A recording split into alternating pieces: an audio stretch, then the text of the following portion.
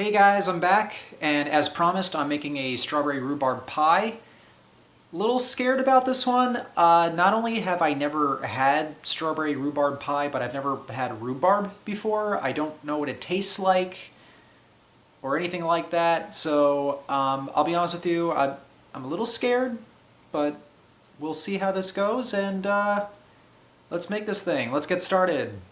Alright, first things first, we're going to be making a pie crust. What, you thought we were going to use the pre-made stuff? No, where have you been? Now, when making a pie crust, you want to make sure that you're using very cold butter and very cold water.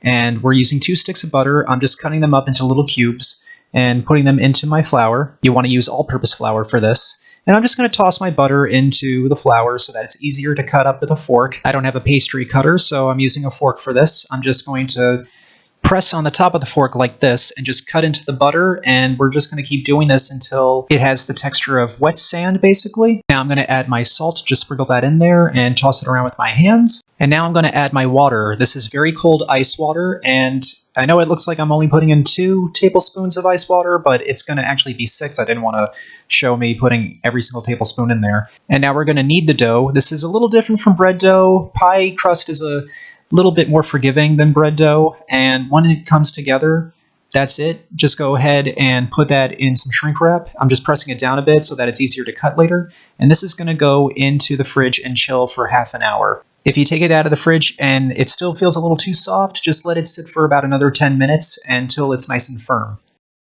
And as soon as you put that in the fridge, you got to get started on your filling. This is very easy. It's just sugar and flour.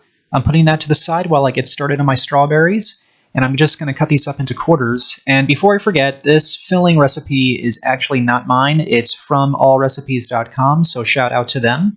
And I'm just going to put that into my flour mix. And now it's time to cut up the rhubarb. And I realized I should have put the camera in a different place because I'm a lefty.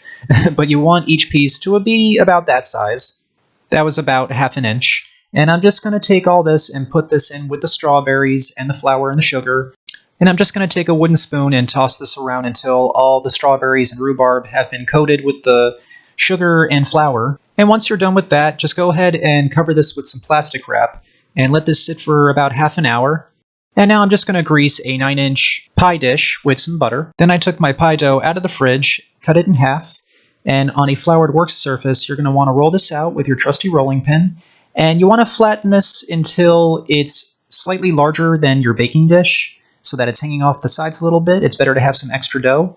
And I'm just going to put that into my pie dish and flatten out the bottoms and the sides of the dough so that it all bakes evenly. And if you have any cracks, go ahead, take some extra dough and go ahead and fill that up. And I'm just poking holes on the bottom here with a fork so that steam can escape while it's baking.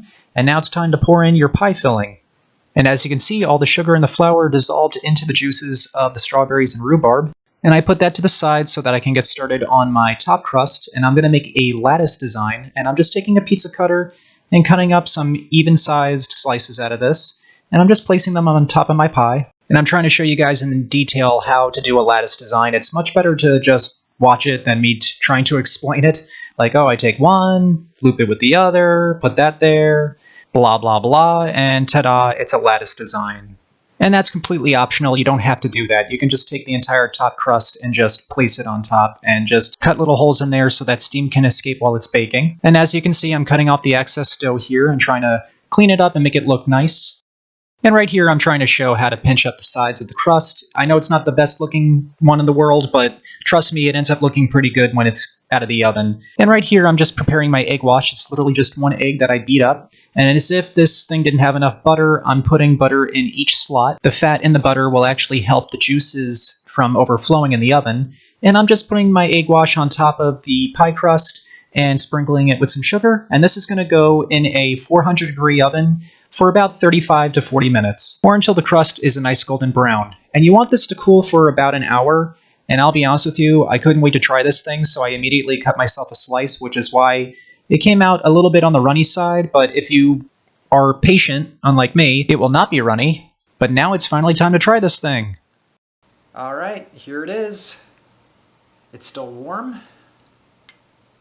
And I don't know, I'm nervous. I'm kind of nervous. So I hope I like this. So here we go. Let's do this thing.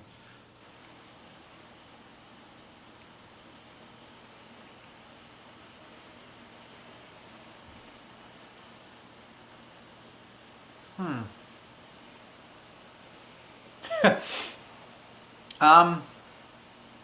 gonna take another bite. All right, with the first bite, I got a lot of rhubarb. With the second bite, I got a lot of strawberry. I love strawberries, so the strawberry part is fantastic. The rhubarb part,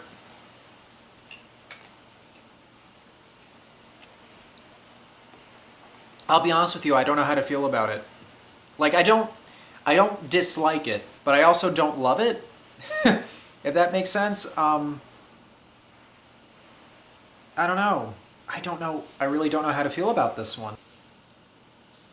The crust is great. I've used this recipe many times. It's buttery, it's flaky, it's delicious. I love this pie crust. The filling itself is very sweet, but not like overly sweet. It's good. It's a good balance.